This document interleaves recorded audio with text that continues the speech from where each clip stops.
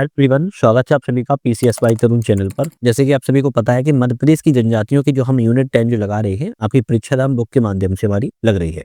पिछली वीडियो में हमने मध्य प्रदेश की जनजातियां भौगोलिक विस्तार, मध्य प्रदेश के जनजातियों संबंधी संवैधानिक प्रावधान, मध्य प्रदेश की जो प्रमुख जनजातियां हैं अलग अलग आपकी जो भी हैं आपकी वो जनजातियों के बारे में बात की थी। आज हमारे यहाँ पर जो चैप्टर होने वाला है चौथा, जिसमें हम घुमंतू जातियां और विशेष पिछड़ी जनजातियों के बारे में जो है बात करने वाले हैं, जो कि बहुत ही महत्वपूर्ण चैप्टर है चौथा नंबर का। इससे पहले 3 चैप्टर लग चुके हैं, आप लोगों ने चैनल पर जाके बहुत अच्छे से उसको कवर कर लिया होगा। विशेष पिछड़ी जनजातियों और घुमंतू जनजातियों के बारे में अगर बात करें, होती कैसी हैं और ये किस तरीके से ये रहती हैं या निवास करती हैं। तो सबसे पहले तो ये समझो, नाम ही लगा है घुमंतू, अर्ध घुमंतू। घुमंतू का मतलब क्या होता है, आम बोलचाल भाषा में कहते हैं इसके पैर रुकते नहीं है, घूमते ही रहते हैं। एक स्थान से जो एक ही समय एक ही स्थान पर रहने के बजाय एक स्थान से दूसरे स्थान पर चले जाते हैं, उन्हें हम कहते हैं घुमंतू। अर्ध घुमंतू समुदाय की रूप में इन जातियों को जो है परिभाषित करते हैं। हम समझ पाए, एक ही समय में एक स्थान पर रहने के बजाय एक स्थान से दूसरे स्थान पर जो चले जाते हैं, उन्हें हम घुमंतू या अर्ध घुमंतू समुदाय के लोगों को रूप में परिभाषित करते हैं। मध्य प्रदेश में 30 घुमक्कड़, अर्ध घुमक्कड़ जनजातियों को शामिल किया जाता है। भीखू राम जी हिदायती आयोग का संबंध जो है घुमंतू अर्ध घुमंतू समुदाय के सुधारों से संबंधित है। अब ये समुदाय आपका आ जाए कि कौन सा सुधारों से संबंधित है घुमंतू अर्ध घुमंतू से, तो आप कहेंगे भीखू राम जी हिदायती आयोग है। बल्दिया, बाछोवालिया, भाट, भंतू, देसर, दुर्गी मुरागी, घिसाड़ी, गोंधली, ईरानी, जोगी, जोशी बाल संतोषी, काशी कापड़ी, कलंदर नागफड़ा, कामद, करोला, लोहार पिट्टा, नायकड़ा, तिकलिगर, सिरगीवाला, कुंचबंद, सिद्धन, बन्नीथर, गद्दीज, रेबारी पशुपालक, गोलार, गोसाई, भराडी हरदास, भराडी हरबोला, हैदरा और धनगर, ये आपकी जो 30 जनजातियां हैं, जो आपकी घुमक्कड़ अर्ध घुमक्कड़ जनजातियों के रूप में इनको जाना जाता है। मध्य प्रदेश में विमुक्त जनजातियों की अगर बात करें तो मध्य प्रदेश में 21 आपकी जो है विमुक्त रूप से जनजातियां हैं। 31 अगस्त जनजातियों को विमुक्ति दिवस के रूप में जो है मनाया जाएगा। तो 31 अगस्त को जो क्या मनाया जाएगा, आप कहेंगे विमुक्ति दिवस के रूप में मनाया जाएगा। अब इसमें कालबेलिया, कालबेलिया राजस्थान से भी संबंधित है, मध्य प्रदेश से भी कालबेलिया, बंजारा, सांसी, कंजर, बनछड़ा, मोगिया, भानमत, बगली, नट, पारधी, बेदिया, हबुड़ा, भाटू, कुंजबंदिया, बिजोरिया, कबूतरी, संधिया, पासी, चंद्रवेदिया, बैरागी और सनूरिया, ये आपकी जो है आपकी 21 विमुक्त जातियों के में आती है।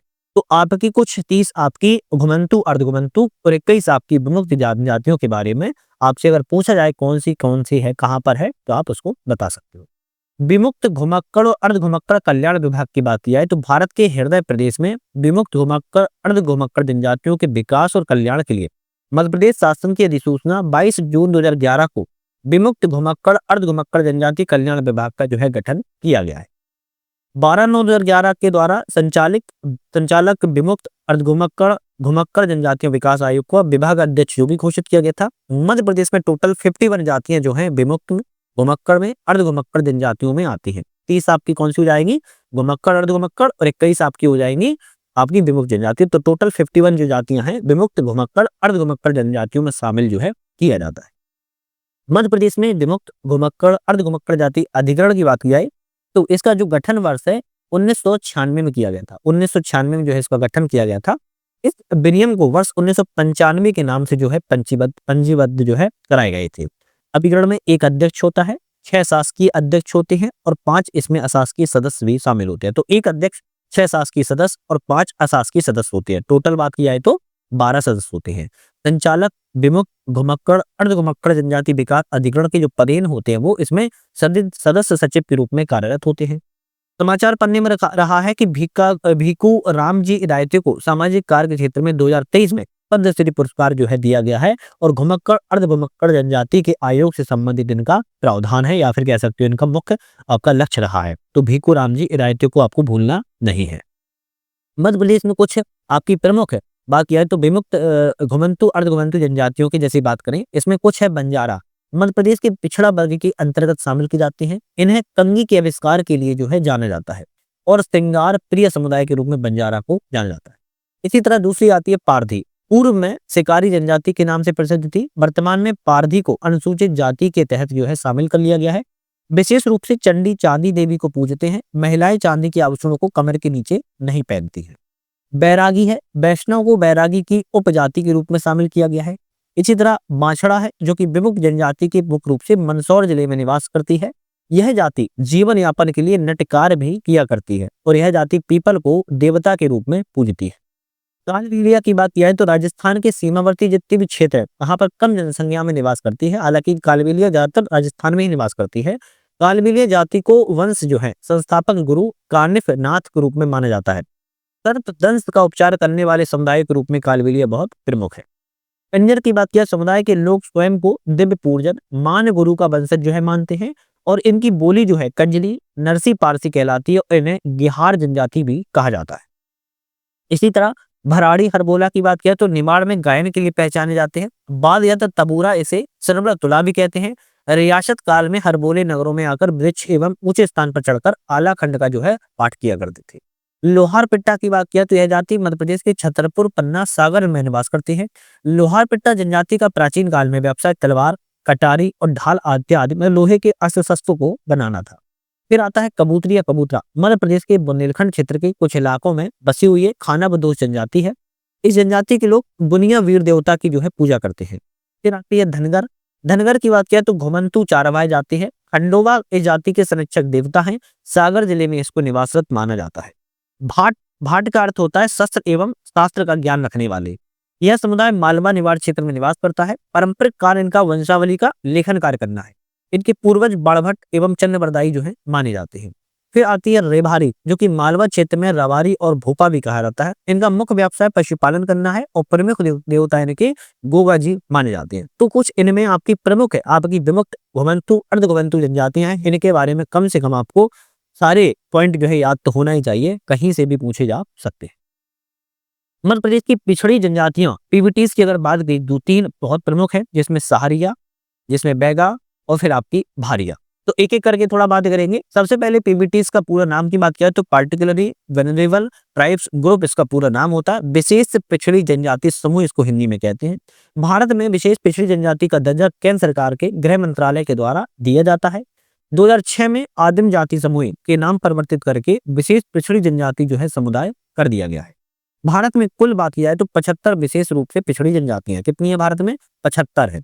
मध्य प्रदेश में 3 विशेष पिछड़ी जनजातियां हैं, जिनमें भारिया, बैगा एवं सहारिया। तो पूरे भारत में 75 है, लेकिन मध्य प्रदेश में 3 विशेष रूप से पिछड़ी है, भारिया, बैगा और सहारिया। अब इन तीनों की बात करना इंपोर्टेंट था। इसमें अत्यंत पिछड़ी जनजाति घोषित करने के मानदंड की बात किया है तो स्थिर या कम होती जनसंख्या देखनी पड़ती है, न्यूनतम साक्षरता दर देखी जाती है, कृषि की आदिम तकनीक देखी जाती है और आर्थिक पिछड़ेपन का कारण भी देखा जाता है। ये 4 कारण होंगे तभी पीबीटीज में शामिल जो है किया जाता है। जैसे कि हमने आपको बताया भारत में 75 है, मध्य प्रदेश में 3 है। अब मध्य प्रदेश 3 है उनकी बात करेंगे तो मध्य प्रदेश की पहली सहारिया की बात करें, ग्वालियर संभाग क्षेत्र में यह निवासरत है। श्योपुर, ग्वालियर, शिवपुरी में। इसकी उपजाति सवर और सौर भी है। जनसंख्या इनकी लगभग 6 लाख के आसपास है।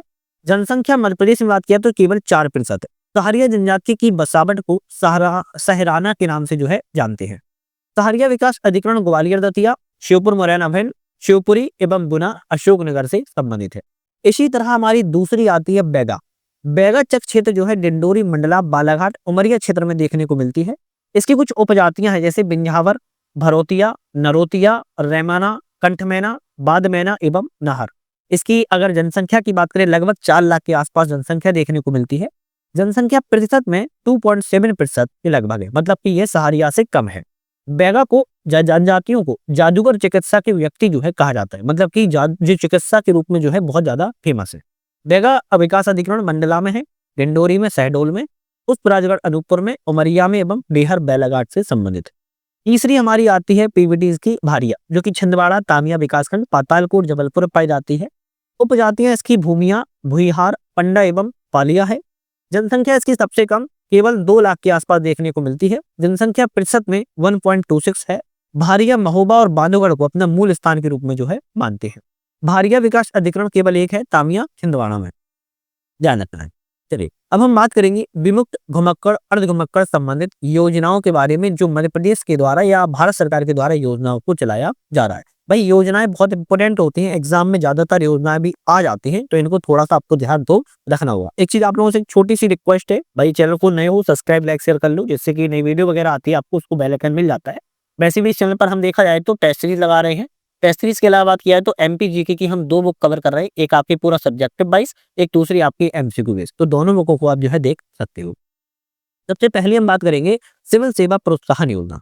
विमुक्त घुमक्कड़ अर्ध घुमक्कड़ जनजाति के योग्यता प्राप्त शिक्षित अभ्यर्थियों को मध्य प्रदेश लोक सेवा आयोग एवं संघ लोक सेवा आयोग सिविल सेवा परीक्षा में सफलता प्राप्त करने की प्रोत्साहन राशि जो है दी जाती है। कितनी दी जाती है?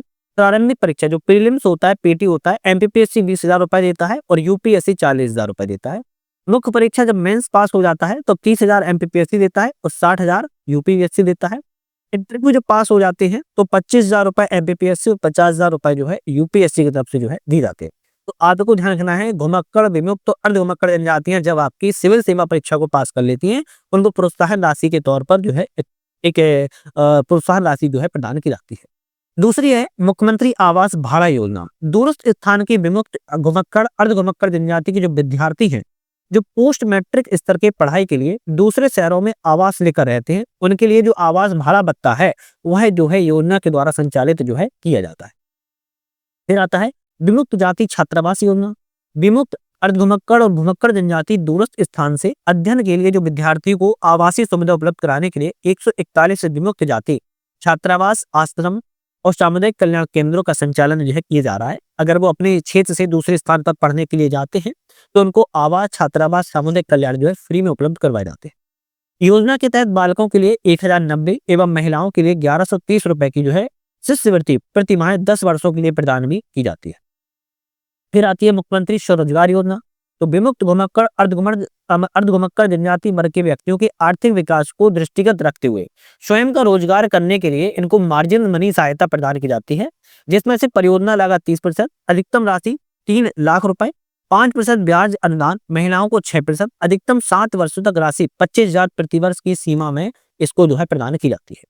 फिर आता है मुख्यमंत्री आर्थिक कल्याण योजना। इसके अंतर्गत समाज के जैसे सबसे जो गरीब वर्ग को कम लागत के उपकरण कार्यशील पूंजी उपलब्ध करवाने के लिए मार्जिन मनी सहायता प्राप्त की जाती है और ये 50% तक या 15,000 रुपए तक हो सकती है। नानाजी देशमुख छात्रावास योजना 2014-15 में प्रारंभ की गई थी। केंद्रीकृत प्रायोजित योजना है। इस योजना का लाभ डीएनटी बालकों और बालिकाओं को छात्रावासों के निर्माण के लिए जो है दिया जाता है। फिर आती है विमुक्त जाति बस्तियों की विद्युतीकरण योजना।